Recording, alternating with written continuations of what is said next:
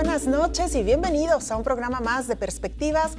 Lunes, inicio de semana con muchísimos temas. Enrique, ¿cómo te va? Hola Belén, hola, ¿cómo están todos? Muy buenas noches. Comenzamos semana en Perspectivas, primer lunes de mes. Primer lunes de mes. Porque el pasado fue 29 de febrero. Ah, es verdad, tienes toda la razón. Entonces, sí. empezó en martes el mes. Sí, tienes toda la razón. Sí, porque venimos además de un año, estamos en un año bisiesto. Exacto.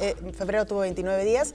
Y sí, bueno, pero además con un montón de temas en la agenda, Enrique, no solamente en la futbolera, que este fin de semana hubo mucha tela de dónde cortar y habrá, ya lo decías, con el clásico. Sí, clásico nacional. Clásico nacional.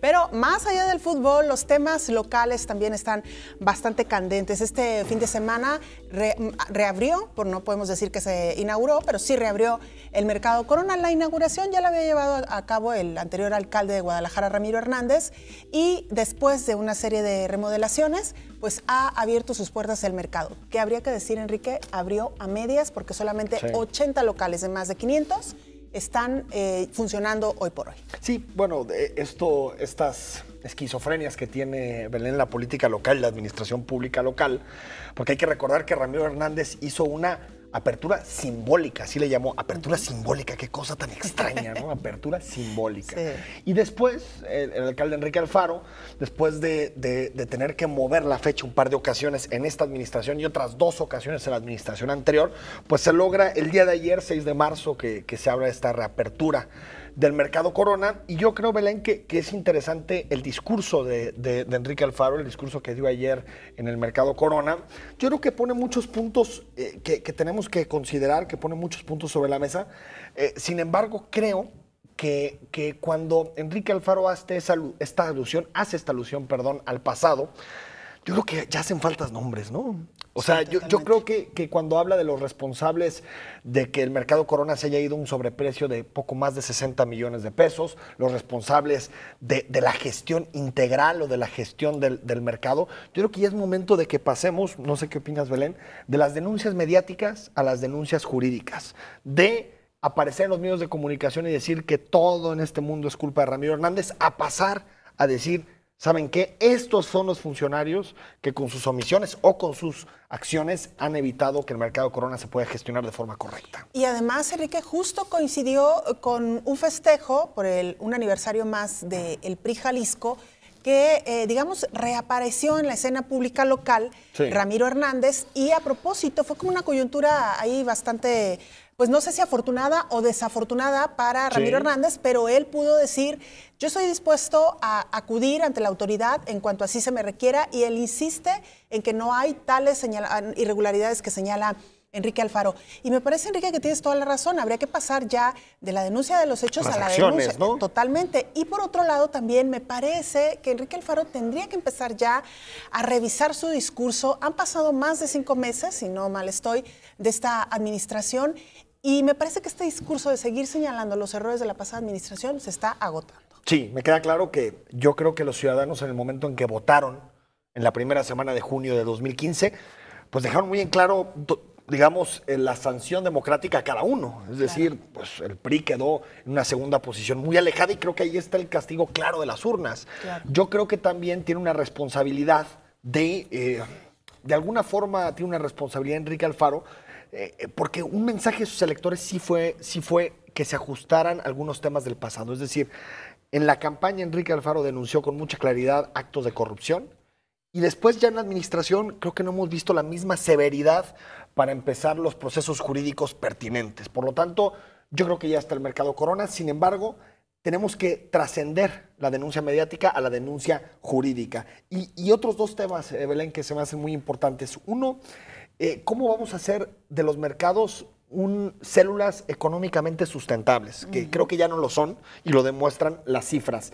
Y segundo, ¿cómo se va a cambiar el modelo de gestión de los mismos mercados? Es decir, ¿cómo hacer para que se diluya ese vínculo político que ha existido siempre entre las administraciones y los locatarios, que hacen que se politice y se partidicen las decisiones internas de los mercados? Es decir, se concibe a los locatarios no como agentes económicos que tienen que proveer un servicio y que por lo tanto tienen que vender productos de buena calidad, a buen precio, con higiene, sino que se les ve como clientelas políticas, como claro, clientelas que al final terminarán movilizando en tiempos electorales, o como personajes como Luciano, ¿no? Que es un chantajista sí, profesional.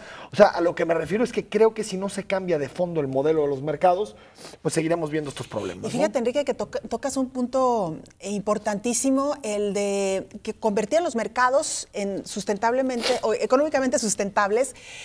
El fin de semana analizaba con algunas personas un fenómeno muy interesante en el cual yo no había caído en cuenta.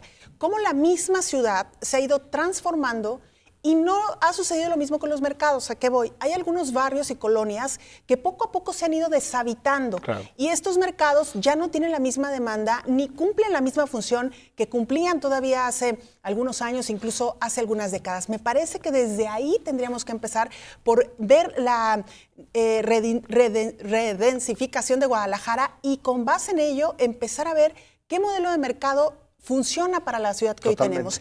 Y por otro lado, Enrique, en lo particular he recibido varias denuncias también de locatarios que denuncian, digamos, una especie como de acoso por parte de los inspectores en diferentes mercados. En este afán de querer regular estos espacios, ha llegado un momento de verdad ya un acoso que los propios locatarios que tienen años y años viviendo o trabajando en estos mercados, pues dicen, ya no sabemos cómo responder. Me parece también que ha habido una falta de, o hace falta todavía, una sensibilización en torno a estos locatarios, Totalmente. en general de los mercados, ¿no? Totalmente. Y solo para abonar en tu comentario, Belén, yo creo que también es importante que se comience a debatir, por ejemplo, el esquema de cuotas de los mercados, cuánto se debe de pagar, cuánta tiene que ser la aportación que hacen los locatarios a la gestión, cómo se tienen que gestionar.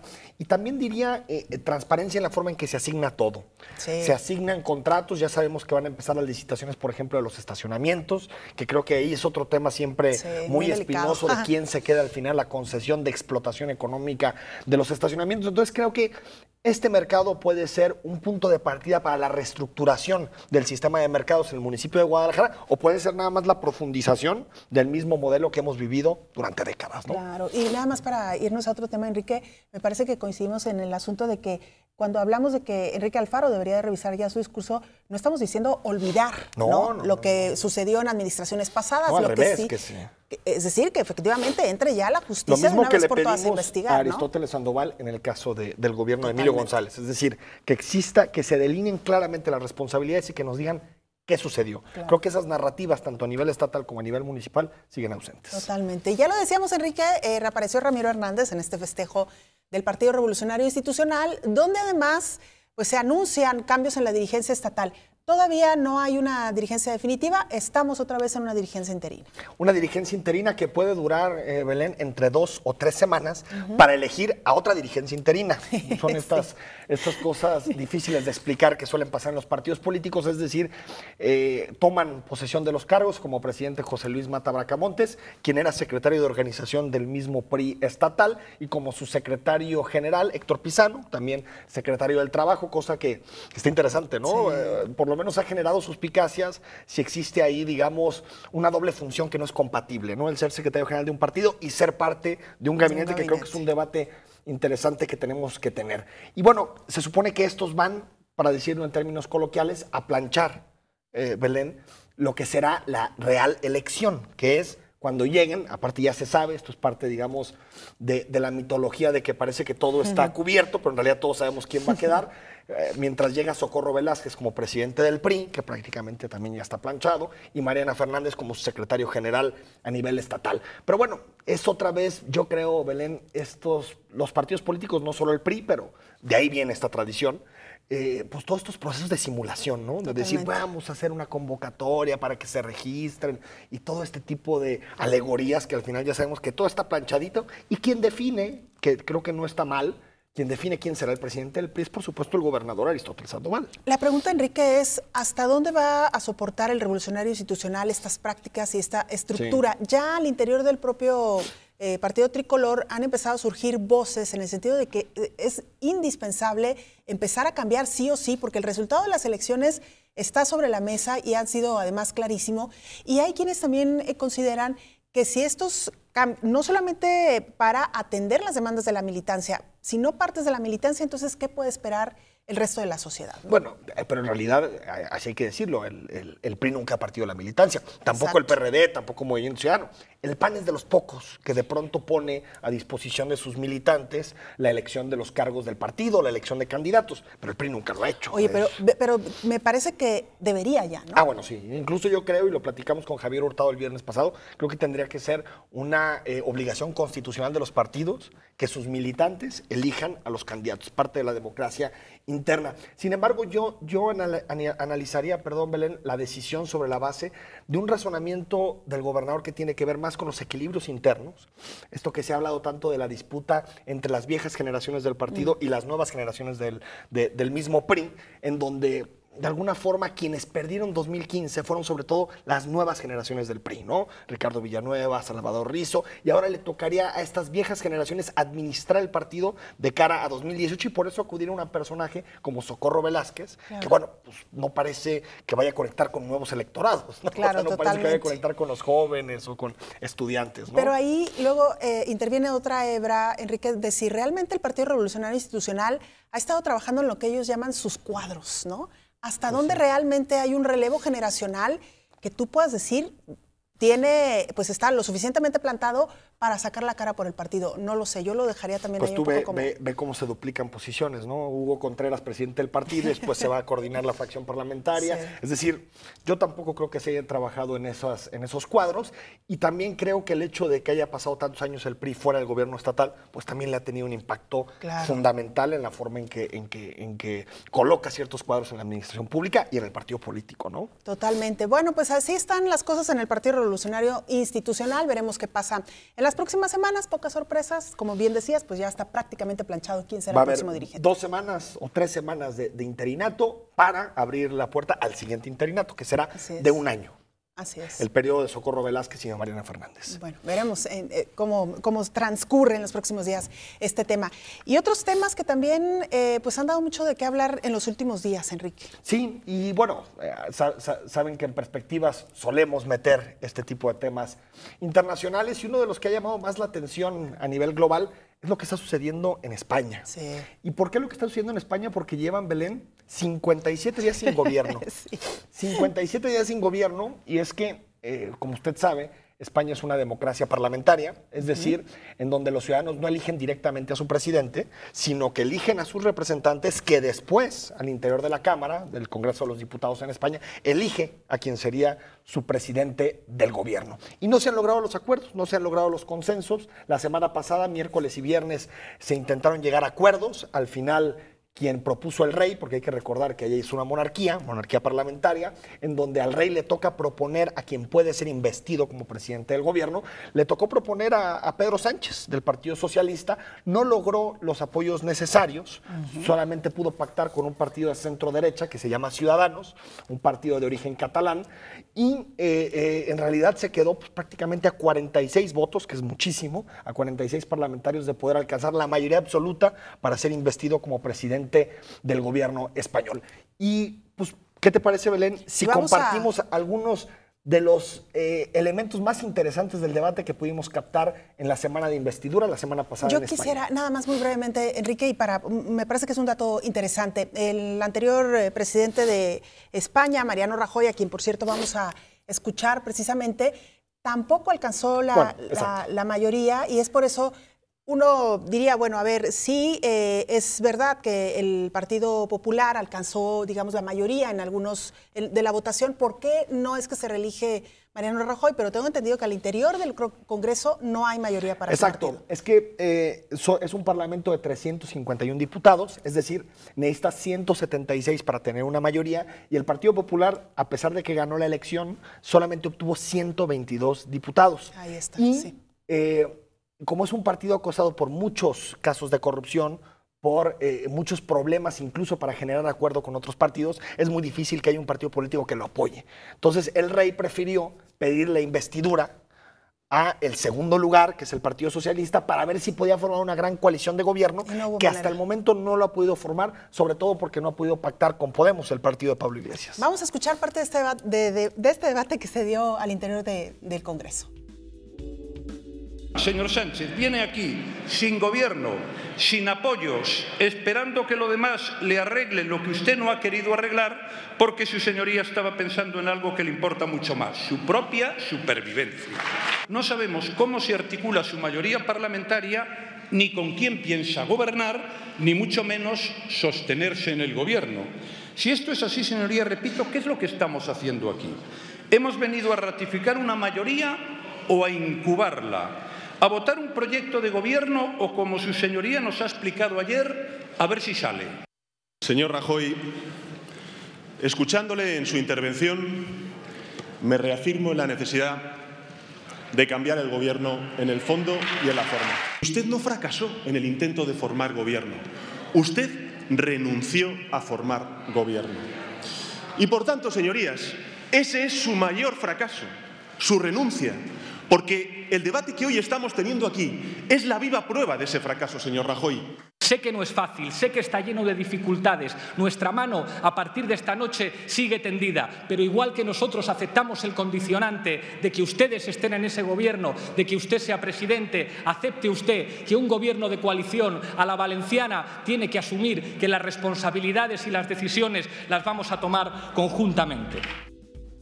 Pues ahí están algunas joyas discursivas, posturas. Escuchamos primero a Mariano Rajoy, presidente del Partido Popular, secretario y todavía presidente en funciones del gobierno español, a Pedro Sánchez, secretario general del Partido Socialista y el propuesto por el rey, y a Pablo Iglesias de este partido Podemos, que ha generado mucho debate y mucha discusión a nivel mundial. De entrada, Belén, para ir concluyendo el tema, no hay mayoría. Es la primera vez que sucede desde la transición, es decir, desde 1978 que se pasó el constituyente para la Constitución Democrática después del franquismo. Siempre había habido, si no una mayoría absoluta, sí por lo menos un partido con mucha mayoría que con partidos pequeños, sobre todo catalanes o vascos, podían formar gobierno, ¿no? Claro. Con 5 o 6 diputados más. El rey se reunió hoy en la mañana con el presidente del Congreso en España y no le pidió buscar a nadie más. Es decir, va a esperar al menos un mes más para que los partidos se acerquen y logren un acuerdo o una coalición. Y los temas que los separan, sobre todo Podemos y el Partido Socialista, que sería el acuerdo más razonable, es gasto público. Podemos quiere 98,000 millones más de gasto público, es decir, un aumento muy importante. Podemos pide un referéndum en Cataluña sobre la independencia y pide también que los políticos que ocupen cargos importantes no puedan después retirarse en empresas privadas para evitar que utilicen la información pública con fines privados. Por lo tanto, parece indicar que habría, por lo que vemos en el escenario, una repetición de elecciones a partir de junio, porque no se llegaría nunca a un acuerdo entre partidos. Eso es lo que parece hasta el día de hoy. Porque ya llevan 2 votaciones, ¿no? 2 votaciones en una investidura, es decir, 2 votaciones relacionadas con un personaje.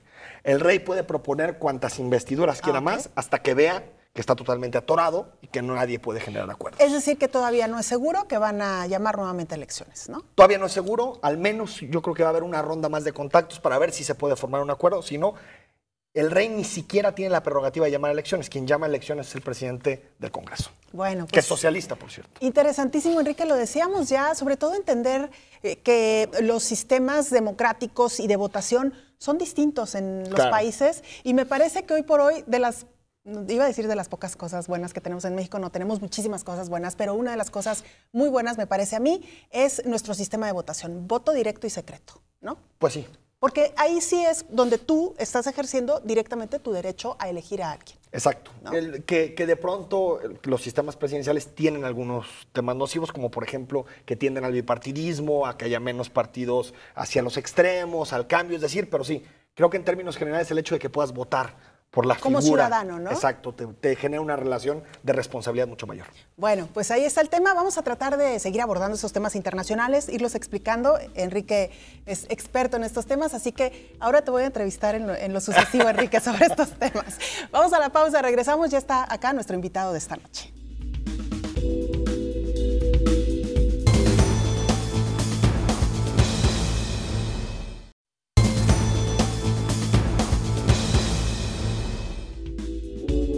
En perspectivas, y antes de empezar a platicar con nuestro invitado, Belén, algunos mensajes muy interesantes del auditorio. Dice Rafa Chávez, bueno, pues si ya se quemó, supongo que tienen previsto un gran sistema contra incendios, con una red de aspersores de agua, detectores de humo, extintores, brigadas y cursos a locatarios de protección civil. Bueno, se me hace que es esperar demasiado. Sobre todo, ojalá que sí lo haya, ¿no? Lidia Guayo, me parece bien. El otro estaba muy sucio. Ojalá permanezca en buenas condiciones. Dependerá de los locatarios del gobierno y de nosotros. Bueno, ahí está la corresponsabilidad fundamental.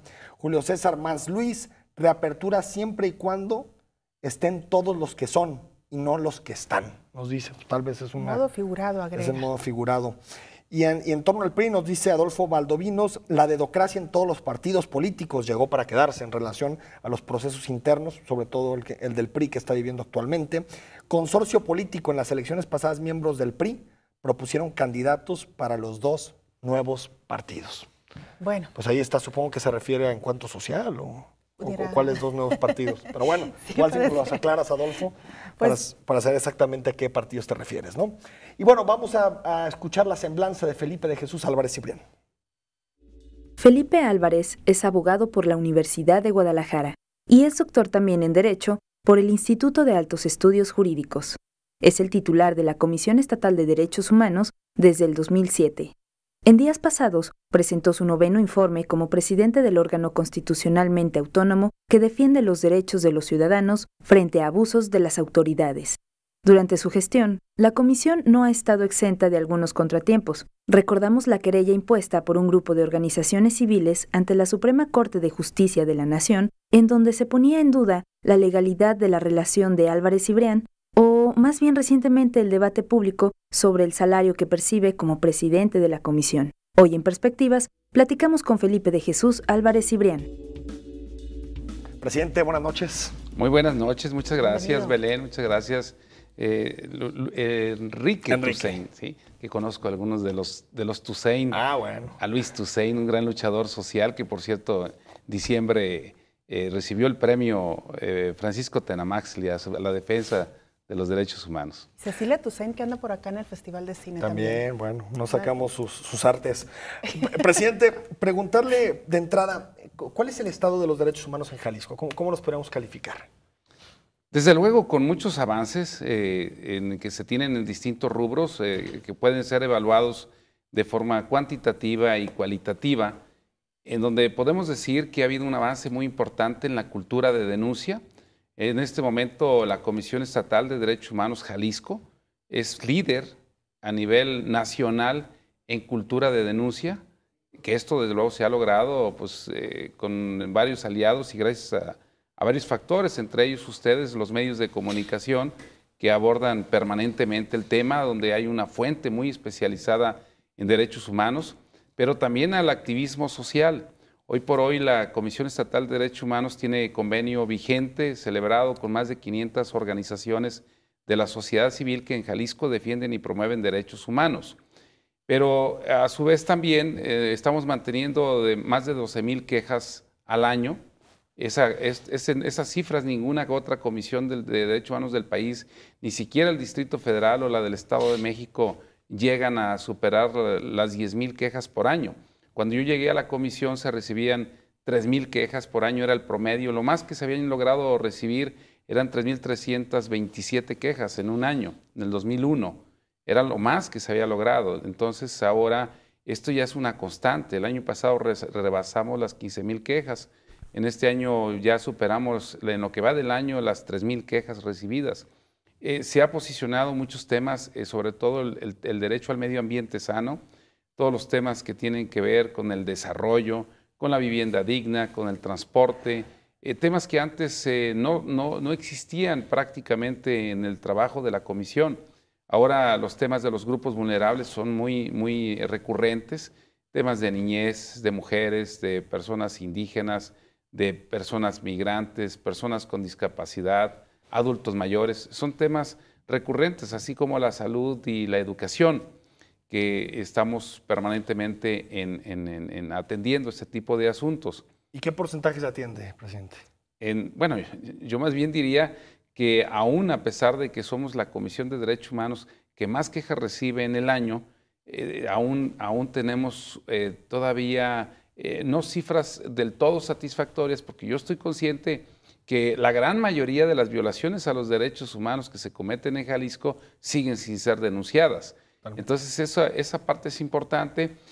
Somos una comisión de derechos humanos en el país, la que más rápido resuelve. Nosotros no tenemos rezago. El asunto más antiguo o viejo que tenemos dentro de la comisión no rebasa los 10 meses de haber llegado, es decir, no hay un solo asunto, por ejemplo, del 2014. Todos están concluidos e inclusive ya ahorita se están resolviendo asuntos de mayo o junio, los más complejos, porque también hay asuntos que se resuelven el mismo día que llegan a la comisión. Llega la persona y muchas veces ese mismo día le resolvemos su problema, su angustia, su situación que pueda tener en algún aspecto.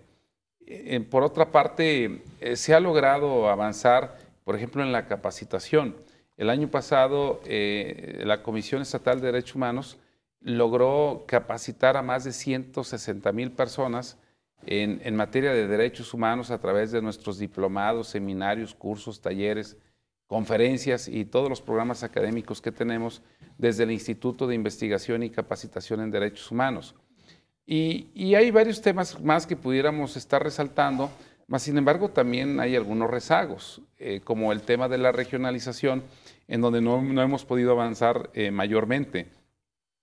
Por ejemplo, en el número de quejas que se reciben en el interior del Estado prácticamente son el mismo número y el mismo promedio de quejas que se presentaban antes de que yo llegara. O sea, no ha sido a la par, mientras que el avance lo hemos tenido en la zona metropolitana, en cultura, en conocimiento. No es así en el interior del Estado. A pesar de que hemos abierto 4 oficinas regionales más, no se ha podido lograr un avance significativo. En la cultura de la denuncia. Y de otros temas también. Oiga, doctor, a ver, me llama mucho la atención las cifras que usted nos proporciona, 15,000 quejas, ni más ni menos, el dato más reciente, la comisión que más quejas recibe en todo el país, por lo que nos acaba de mencionar.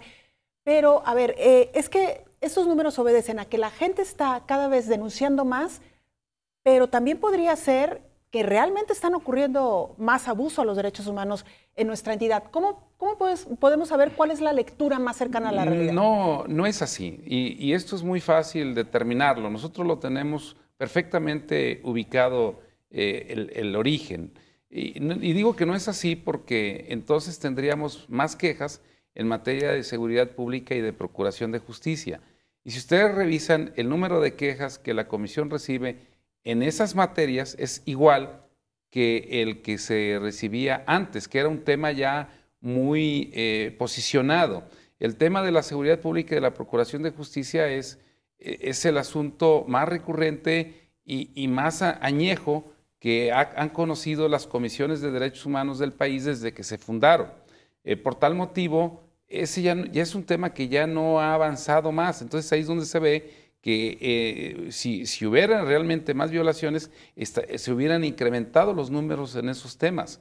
En donde se han incrementado son en los temas que no existían. Por eso es que podemos estar completamente seguros que no se da o no hay un origen precisamente basado en el incremento de violaciones a los derechos humanos, sino mayor cultura de denuncia y posicionamiento de otros temas que antes no se tenían.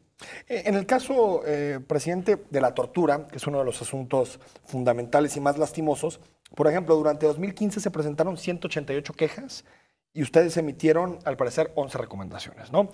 ¿Cómo respondió la autoridad y si de verdad crees que los gobiernos están haciendo algo para evitar la tortura? Es uno de los temas en donde más rezagos se tienen, hay que decirlo, porque si bien en el 2015 se dio un avance muy importante, y hay que decirlo, es un tema de voluntad política, y aquí la voluntad política se vio manifiesta desde la determinación con la que ha asumido el actual fiscal del Estado, porque primero la tortura no se reconocía. Acordémonos que históricamente nunca se dijo sí hay tortura, y ahora en esta nueva administración se ha dicho hay tortura. Y yo creo que ese es el primer paso para resolver un problema, el reconocimiento del problema. Pero por otra parte, no nada más fue el tema en el discurso, sino en los hechos. Se dieron las primeras sanciones, se dieron las primeras reparaciones del daño. Hay actualmente, por lo menos, están ahorita en este momento 3 policías investigadores sometidos a proceso penal, un ministerio público igualmente por el tema de tortura, pero también hay 2 policías ya sentenciados penalmente. Y ahí, insisto, esto es histórico porque resultó historia para el país. No es un asunto privativo de Jalisco, sino que el tema de la tortura en general en nuestro país ha sido asumido de esta forma. Cuando yo doy la noticia en un medio de comunicación interno que tenemos en la Federación Mexicana de Organismos Públicos de Derechos Humanos, que la Comisión y desde luego con la voluntad de la Fiscalía y la sensibilidad de los jueces, o más bien del juez que le tocó conocer y que dicta la primera sentencia, y posteriormente modificada la sentencia para ampliarse la condena de 14 a 24 años de prisión que dio la sala. Entonces, esto fue importante, increíble. En ese sentido, los ombudsman del país pues hicieron un reconocimiento a la Comisión Estatal de Derechos Humanos por haberlo logrado, lo que debiera de no ser un tema de reconocimiento. O sea, yo creo que es de dar vergüenza, es de dar vergüenza institucional que apenas en el 2015, después de más de 20 años que se tiene la ley estatal para prevenir, sancionar y erradicar la tortura, se logre apenas la primera sentencia condenatoria, que es por la misma ley, es para sancionar. Claro. Bueno, pero al final de cuentas se han dado pasos, mas sin embargo debo decir que todavía de las 11 recomendaciones, si ustedes me preguntan cómo andamos en resultados, pues primero diría 100% de aceptación, pero todavía en el cumplimiento estamos. Déjame ir al corte y volvemos con eso. Estamos platicando de derechos humanos esta noche en Perspectivas.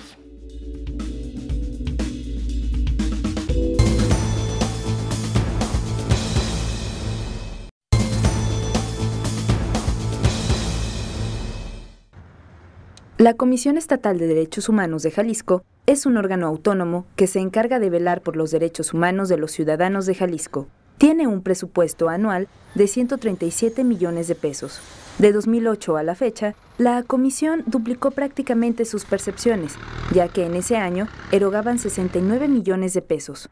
Fue en el periodo 2008-2009 el ciclo en el que mayor aumento tuvo de sus gastos. Pasó de 69 a 91 millones. Por lo que el ritmo del crecimiento ha sido de más de 11% anual en los últimos años. Es también, si la comparamos con el promedio nacional, una de las comisiones con más nómina y más presupuesto anual. Seguimos en Perspectivas y presidente se quedó con un tema sobre tortura, sobre la forma en que reaccionan las autoridades ante las recomendaciones. Sí, por lo pronto 100% de aceptación en todas las recomendaciones, pero el problema lo estamos teniendo todavía en el cumplimiento. Digamos, de esas 11 recomendaciones, todavía estamos en espera de que en muchos de ellos se logren mayores resultados. Por ejemplo, la reparación del daño, que no se ha dado en todos los casos, o sea, la sanción. Insisto, antes era nada. En tortura siempre lo dije yo, año con año, no se lograba nada. Ahora hay avances. Avance en la aceptación y avance en el cumplimiento. El problema lo tenemos todavía en que el cumplimiento no es del 100%. Claro. Presidente, nada más antes de ir a esta sección de sondeos que también tenemos en Perspectivas, y si me lo permite, sin querer salirme del tema, pero quiero aprovechar su presencia en un tema muy coyuntural. ¿Qué pasa con personajes como el Chapo Guzmán, que denuncian que hay tortura al interior de la cárcel, que no lo dejan dormir, que no están respetando sus derechos humanos? He escuchado el comentario reiterado de algunas personas que dicen, pues es que los delincuentes no tienen derechos humanos. ¿Usted cómo ve este caso? Bueno, en primer término, no sería un tema de competencia de la Comisión Estatal de Derechos Humanos. Si hubiera algún asunto que denunciar, alguna queja que presentar, sería la Comisión Nacional de Derechos Humanos quien tendría que conocer por tratarse de instancias federales. Pero yo siempre he dicho que el tema de la tortura, hoy por hoy, lo único que ha demostrado es que es la mejor estrategia o herramienta para la impunidad. ¿Por qué razón? Hoy por hoy, de acuerdo a nuestras leyes, nuestros tratados internacionales de derechos humanos, nuestra propia Constitución, no hay ninguna otra salida. Todo el juez que se le logre acreditar que una persona declaró y confesó cierto delito bajo tortura, esa persona, esa prueba es totalmente nula, no tiene ningún efecto y por tanto se le deja en libertad a la persona.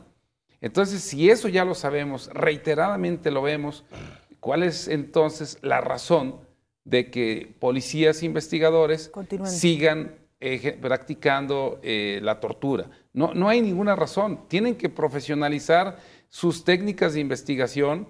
No pueden seguir tratando todo a base de tortura, querer resolver y encontrar la verdad. Esto, insisto, no sirve. De ahí que tenemos que tomar conciencia de que la tortura no nos ayuda en nada a ninguna autoridad.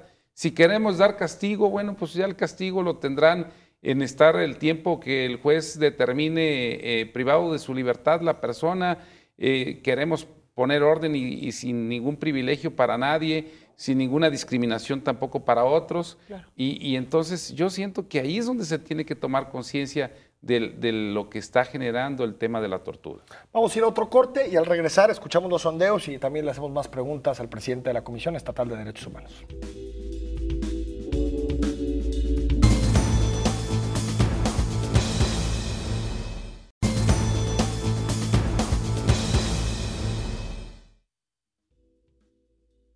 Que si de alguna manera se están ejerciendo los derechos de la misma manera en las personas de las ciudades a las personas de comunidades pequeñas, porque de pronto las personas de comunidades pequeñas suelen ser un poquito relegadas de los derechos humanos y es con mucha frecuencia a las que se les pisotean más sus derechos. Porque hay tantas desapariciones, hay impunidad, que por qué no hace su labor. ¿Cuáles serían los beneficios que tienen uno como ciudadano cuando es aprendido sin ningún motivo a que tiene uno derecho? ¿Verdad? Es lo que yo le preguntaría. ¿Cómo tratan a la gente que vende por aquí? O sea, los que son, pues, ¿cómo se les puede decir?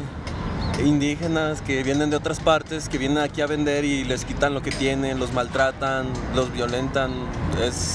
O sea, ¿por qué lo hacen? O sea, ¿tienen la orden directa de que les hagan eso? Que antes de tomar decisiones, investigara bien al tipo de personas a la cual se va a defender.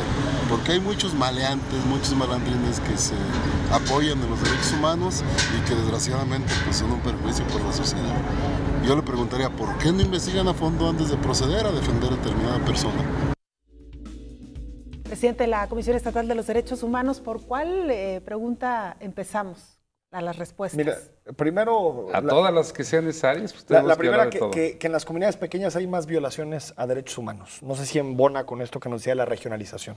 Sí, definitivamente se denuncian menos, la sociedad conoce menos sus derechos, se defiende menos y obviamente las autoridades abusan más. Desaparecidos, ¿qué ha hecho la Comisión? Bueno, es un tema que no es una competencia directa de la Comisión. Hay que recordar que la desaparición es un delito y como tal a quien le corresponde realizar esa tarea y investigarlo, perseguirlo y esclarecerlo es a la Fiscalía, ¿y si lo hace a la instancia de procuración? Sin embargo, no es un tema en el que nosotros hemos estado ajenos. Hemos estado presentes en todas las reuniones que se han tenido con organismos de la sociedad civil y con el gobierno del Estado. Hemos trabajado en localizar personas. Yo quiero decirles que hay un trabajo muy importante que no es propiamente una competencia, pero como parte de una solidaridad social que se tiene, nosotros en la comisión ayudamos a encontrar personas desaparecidas y somos muy eficientes en el área de la dirección de quejas, el área de guardia. Sí. Son alrededor al año se localizan a personas que muchas de ellas están detenidas y que nadie sabe en dónde están, otras personas que a veces están extraviadas. Son en promedio de 200 personas, 200 servicios los que brindamos por año nosotros en ese tema. Pero si la desaparición la hace el Estado, sí entra en sus competencias también, ¿no? Es un acto de autoridad. Sí, ¿no? Sí, a ver, nosotros si hay una omisión grave, si no hay una respuesta, si hay una persona que se queja por no tener una respuesta de la autoridad, entonces es donde entra nuestra competencia, pero no para ir a buscar a las personas, porque eso es una tarea de la investigación del delito, que no es una función de la comisión. Y otra que me parece interesante de las preguntas del auditorio, el maltrato a indígenas, particularmente, bueno, en este caso a ambulantes, comerciantes, ¿no? Sí, nosotros traemos un trabajo muy cercano a los pueblos y las comunidades indígenas. De hecho, casi cada semana o por lo menos cada 15 días tenemos presencia del tercer visitador general y de su equipo de trabajo en la región, por ejemplo, birrárica. En todas las comunidades birráricas está presente nuestra comisión. Hemos logrado, por ejemplo, a través de la concientización, que se nombre a la primera mujer como representante de una comunidad indígena. Esto apenas sucedió este fin de semana, en donde la comisión estuvo presente. Logramos concientizar a los pueblos indígenas hace 6 años de la región birrárica del norte de Jalisco, que las mujeres fueran tomadas en cuenta para el voto, no tenían derecho al voto. Esos son temas que, por ejemplo, la Comisión Estatal de Derechos Humanos ha sido ahí pilar fundamental para poder lograr esos cambios y avances en todos los temas que tienen que ver con los derechos de los pueblos indígenas. Doctor, le preguntaban también sobre estas investigaciones que hace la Comisión para saber si realmente está defendiendo a alguien que ha sido violentado sus derechos humanos, el caso de los delincuentes, decía una persona. Ese es un desconocimiento que muchas veces se da en gran parte de la sociedad, pero a decir verdad, la Comisión Estatal de Derechos Humanos en este momento defiende a las víctimas del delito, no a los inculpados. De hecho, nada más para aclararle a la sociedad, la Comisión Estatal de Derechos Humanos está impedida a participar una vez que la persona o el detenido o el imputado llega al juzgado. Cuando ya llega en manos de un juez, la comisión está impedida a conocer de ello. Nosotros conocemos y somos los asesores jurídicos de la víctima del delito, del que sufre el delito, no del que probablemente lo cometió. Y eso hay que aclararlo, porque en este caso, en Jalisco, la defensa de las personas señaladas como probables responsables de la comisión de un delito lo hace la Procuraduría Social a través de estos defensores de oficio. No es la Comisión Estatal de Derechos Humanos. El licenciado Cárdenas nos escribe en nuestra cuenta institucional de Twitter y nos dice, ¿y los derechos humanos de las personas con discapacidad, donde quedan muchos pendientes en todos los niveles de gobierno? Nosotros el mayor trabajo que traemos con organismos de la sociedad civil es precisamente con organizaciones que defienden y promueven los derechos humanos de las personas con discapacidad. Dice, nada más agrega en su comentario, más del 80% de edificios públicos carecen de acceso universal para personas con discapacidad. ¿Las oficinas regionales de la Comisión Estatal realmente funcionan o solo son una carga presupuestal más? Su página no informa con el poco personal que tienen, con el poco personal que tenemos en las oficinas regionales se hace mucho, que no es suficiente. Hace falta tener más para poder generar esa presencia permanente, pero con el poco personal que hay en las oficinas regionales hacemos mucho, hacemos demasiado. Y el tema de la discapacidad, debo decirles que ahora en este mes de enero, a partir del 4 de enero, logramos crear, somos la primera Comisión de Derechos Humanos del país que logra crear el mecanismo estatal para dar seguimiento y evaluar el grado de cumplimiento de la Convención sobre los Derechos de las Personas con Discapacidad, que es el Tratado Internacional de Derechos Humanos de Personas con Discapacidad más importante al mismo nivel de la Constitución. Entonces es un mecanismo donde participa también la sociedad civil y ya tendríamos oportunidad posteriormente de platicar, pero sí es uno de los temas prioritarios para la Comisión Estatal de Derechos Humanos. Por eso nuestra gran cercanía con la inmensa mayoría de las organizaciones de la sociedad civil que defienden y promueven los derechos de las personas con discapacidad. Una pregunta más del auditorio, soy Marcos González, nos dice, los derechos a la libertad de expresión, ¿por qué no se respetan? Bueno, el derecho a la libertad de expresión es un derecho humano que debemos de salvaguardar. Está previsto en la Constitución Política de los Estados Unidos Mexicanos en el artículo 6º, pero también tiene límites. El derecho a la libertad de la manifestación de las ideas, la propia Constitución establece 3 limitantes. Dice, no será objeto de ninguna inquisición judicial o administrativa, a no ser que afecte la vida privada, ataque la moral, altere el orden, que la moral es muy subjetivo, no es un tema que ni nos debemos de meter en ello, pero hay otros temas básicos, que se cometan delitos, que se altere el orden público, que se afecten derechos de terceros, y creo que estos últimos 3 elementos son bastante claros. Cuando se afectan derechos de terceros, cuando se cometen delitos o se altera el orden público, definitivamente que la libertad de expresión también se ve limitada. En medios de comunicación, presidente, hemos visto el debate sobre tu sueldo específicamente y si ganabas más que el gobernador, incluso algunos medios dijeron que el presidente de la República. ¿Cuánto ganas realmente? Bueno, primero debo aclarar que es una mentira que ya lo he venido aclarando cada que me lo preguntan y pues de hecho sí me molesta la pregunta, pero la agradezco porque eso es la oportunidad de decirle a la sociedad que es una mentira. Una mentira y está transparentada la verdad en la página de la Comisión Estatal de Derechos Humanos. Yo gano aproximadamente 150,000 pesos mensuales brutos y 90,000 pesos netos. Tengo 4 años sin incrementarme en absoluto el sueldo neto. El sueldo que tengo percibiendo desde hace 4 años es de 90,000 pesos. Hay 80 servidores públicos de primer nivel en el estado de Jalisco que ganan más que el presidente de la Comisión Estatal de Derechos Humanos. No gano más que el gobernador, no gano más que los magistrados. En todo el país, mis colegas, los ombudsman, ganan exactamente lo mismo que lo que gana un magistrado en su estado. También hay que decir, en Jalisco los sueldos de los servidores públicos son los mejor pagados del país. Aún así, 150,000 pesos es un salario alto, ¿no? Es un salario que plenamente justificado en el trabajo y la responsabilidad que tiene el presidente de la Comisión Estatal de Derechos Humanos. No de ninguna forma por abajo en responsabilidades que los demás funcionarios de primer nivel en el Estado. 9 años ya al frente de la Comisión Estatal de los Derechos Humanos. 8 años y medio. 8, bueno, casi 9. 9 informes. Me queda año y medio más para despedirme de este cargo, si Dios me presta vida. ¿Y si se piensa despedir o buscará por ahí la reelección? No. De hecho, aunque me gustaría, pero realmente no puedo. Hay un impedimento constitucional y legal. Entonces, ya ejercí mi derecho a la reelección. El Congreso del Estado me eligió por unanimidad y entonces ya no tengo esa posibilidad. Yo tengo que separarme del cargo, si Dios me presta vida, el día 1 de agosto del 2017. Se habla mucho, presidente, de que en la nómina de la Comisión Estatal de Derechos Humanos hay muchas cuotas de partidos políticos. ¿Es así?